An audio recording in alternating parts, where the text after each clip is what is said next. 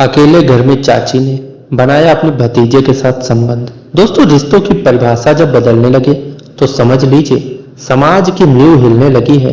चाची एक ऐसा रिश्ता जो माँ जैसा होता है, लेकिन जब यही रिश्ता भावनाओं की उलझन में पड़ जाए तब जो होता है वो ना तो समाज स्वीकार कर पाता है और ना ही आत्मा। दोस्तों, यह कहानी उत्तर प्रदेश के एक छोटे से कस्बे की है, जहाँ एक 22 साल का लड़का रवि बीए कर रहा था। उसका परिवार शहर में रहता था, लेकिन लॉकडाउन के दौरान वह अपने गांव आ गया था। गांव में उसके चाचा चाची रहते थे। वही घर, वही छत और एक नया एहसास जो कभी नहीं होना चाहिए था। शुरू शुरू में सब सामान्य था। चाची उसकी बहुत देखभाल करती, खाना, दवाई, पढ़ाई, सब कुछ। रवि भी उनकी सेवा में कोई कसर नहीं छोड़ता।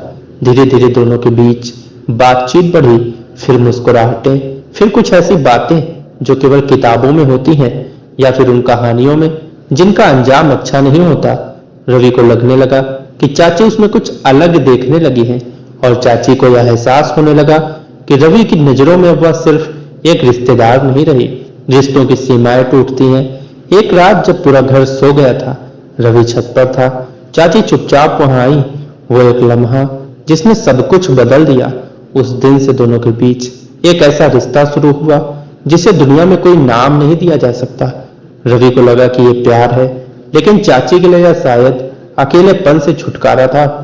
दोनों भी धोखा खा रहे थे, खुद से, एक दूसरे से और उस परिवार से जिसने उन्हें भरोसे के धागे में बांधा था। यह सिलसिला लगभग 3 महीने चला, लेकिन झूठ ज्यादा देर टिक नहीं पाते। रवि की डायरी किसी दिन उसकी माँ के हाथ लग गई, जो गांव मिलने आई थी। उसमें वो हर बात लिखता था, हर रात की कहानी, हर छुपा एहसास। घर में तूफान आ गया। रवि को डांट पड़ी, लेकिन सबसे ज्यादा सवालों के घेरे में थी वो थी रवि की चाची। पूरा गांव जान गया, रिश्तेदार दूर हो गए, और समाज ने वही किया जो वो हमेशा करता है, अपना फैसला सुना दिया। अब रवि आज भी शहर में अकेला रहता है। चाची को गांव छोड़ना पड़ा।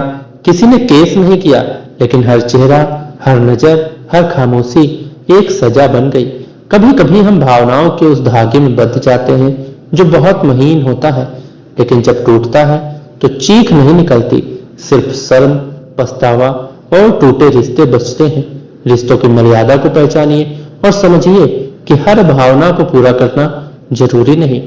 कुछ रिश्ते बस मर्यादा में ही सुंदर लगते हैं। दोस्तों, अपराध करना या सहना दोनों ही गलत है। अगर आप या आपके आसपास कोई अनैतिक या आपराधिक व्यवहार हो रहा हो तो चुप न रहें, पुलिस और समाज की मदद लें। धन्यवाद।